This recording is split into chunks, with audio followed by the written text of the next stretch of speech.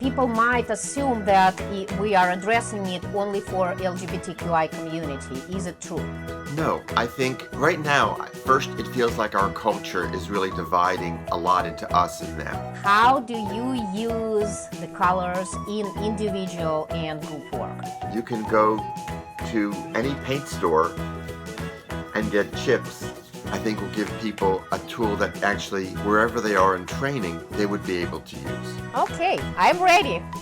Hello, welcome to Action Explorations. Our topic today is Way Over the Rainbow, Exploring Colors with Psychodrama. And our guest today is F Kopp. Hi, Stephen. Thank you for coming. Hello, glad to be here. New online education alert. If you're studying psychodrama and would like to learn it online with pre-recorded video formats, please check out actionexplorations.education. Watch for detailed announcement at the end of this video.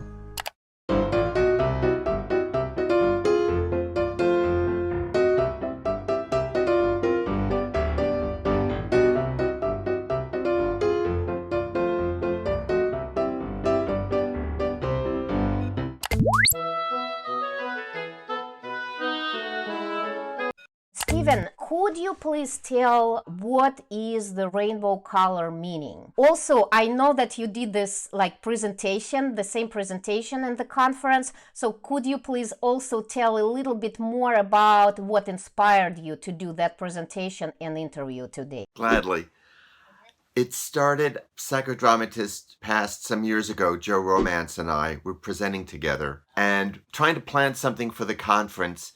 And he said, I'd like to do something with a over the rainbow theme. And I said, oh, Joe, you are way over the rainbow. And he goes, that's it. The idea was really to make it an inclusive workshop. We wanted it to feel safe for members of the LGBT community. We also wanted it to be inclusive. Moreno said it's all of humankind. And so we really wanted a workshop that was drawing everybody. And I felt like colors are so safe to begin with. Most of us are familiar with colors from little kids on up. So it became a safe way to open doors. And it was really designed as a warm-up to a drama. And I found each time I've used this that starting with colors opens up all kinds of things for people because they're very evocative. And you can use various and sundry colors. So, for instance, there are colors with the chakras. The crown is violet, sometimes white. The brow or the third eye is indigo. The throat's blue. The heart's green. Solar plexus is yellow. Sacral is orange. The root's red. You've got the rainbow flag, which originally was 8 colors. And it included a pink band. It included, instead of blue, turquoise and indigo. And the pink was sexuality, red was life, orange was healing, yellow was sunlight, green was nature, turquoise was magic and art, the indigo was serenity and harmony, the violet was spirit. But colors have an individual meaning for people. Yes. So you can use any structure you want. We would also use, on one time I did the workshop and we just did a big color wheel. So just going from yellow into the greens, blues, violets, reds, orange, and back to yellow. And used that as a way of people finding their place, looking who's with them, looking at the opposite side and what might be there. I just find it such a rich medium to work with. Could you please tell a little bit more for the purposes of this interview? What is important for viewers to know about the colors? I had mentioned to you, there's a story, The Gamage Cup. It's a children's story. And it's about belonging versus not belonging. And the town is trying to get everyone to conform. Green doors, green robes, brown cloaks, except for them who don't. And one of the characters in self-defense says, it's us.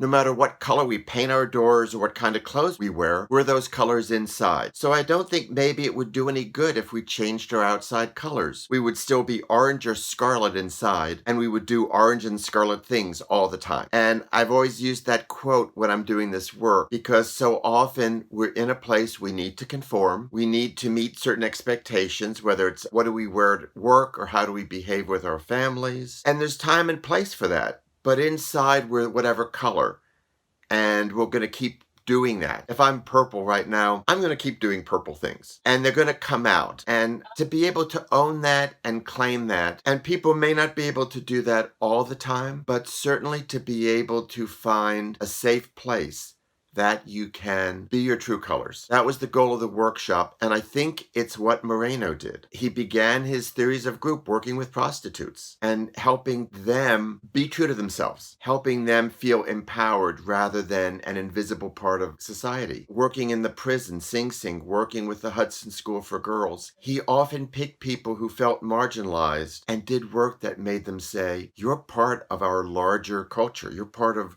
who all of us are. And so I think color's a doorway into that, but I think that's so fundamental in what psychodrama is about, that somehow we all find a way to belong. You know, when you told me about find the safe place where you can find your true color, I thought that the safe place might have also color. Like people can choose what color is the safe place. Yes. So, home, this interview might be interesting. So, is it, people might assume that we are addressing it only for LGBTQI community. Is it true?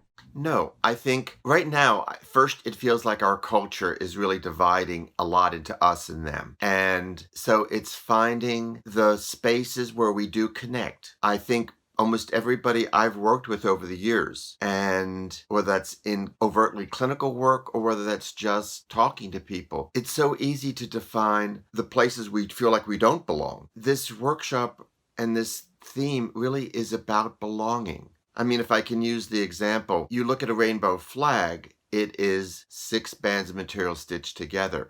If you look at a rainbow, the gradation, how many actual colors are in that band, because it's a subtle shift, and any point across the rainbow is a different color. Even the flag breaks us into 6 or 8, or there's a number of flags out there, different groups. But the goal is we're really part of a spectrum, all of us. And can we find our place in the spectrum? Can we be satisfied with that? Can we find people who either are with us there, or sometimes just find people who support us there? I'm yellow and I'm delighted you're red.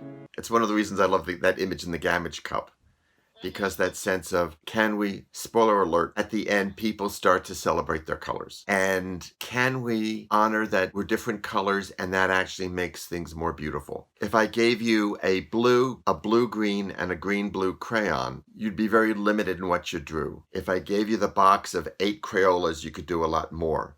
If I gave you the box of 16, you could do more. If I gave you the box of 64 with the sharpener, you could do almost anything. And so the more, I'm going to say with the image, the more colors we bring into our life, the more we can create. And when I say that, of course, I mean the people and the characteristics and the qualities in ourselves and in one another. So I think color is just such a great metaphor for our community. Wow, that's great. Thank you. My favorite question. How do you use the colors in individual and group work? I think it's a great warm-up. Let me keep this very general, confidentiality. I remember a client one time who said for the drama, I want to do a life review. And I said, I don't think we can do it in 80 minutes. It's like, no, pick a part, pick one thing. No, I need to do this life review. And something just said, do this. And I threw a bunch of fabrics on the floor and I said, those are your paints. Draw the picture. Because I knew we would get lost in words. We had 80 minutes, including sharing and warm-up. I threw these colors out, and the person began working with them and creating individual sections and found it satisfying. It was like I was able to somehow capture what I needed, non-verbally, just using the color. I will You can look at what color do you feel today. You could say, what color would you like to be? What color do other people see you? There's a number of ways you can use questions to open the door. And I often use a lot of fabrics, but I wanted to say, you can go to any paint store and get chips and have colors, like a deck of cards. Lay them out and let people start to choose. There's even a friend gave me a book called Paint Chip Poetry because the names of some of them are wonderful. And if you go to the paint stores, using fabric, you've got not just color, you've got texture, weight, sound. And so I just think if I need a warm up for a group, if the group doesn't have an overt need or no individual has an overt need, it's a very easy, very gentle, very creative invitation in, and I've never seen it not lead into a drama. Wow. So I hear that you use it a lot in warm-up. And do you use it precisely inside the action, during the drama? It would depend on the drama. If the color is absolutely key, I would continue to use it. A lot of times, it's really the doorway in, because it becomes a metaphor. If the person is dealing with anger, often people pick red, but they may pick something else. They may pick yellow. They may pick black because it's scary to them. We might stay with the color. We might shift into, let's just talk to your anger. But again, I also use a lot of fabric when we do role reversals and things. And so often the color becomes part of that.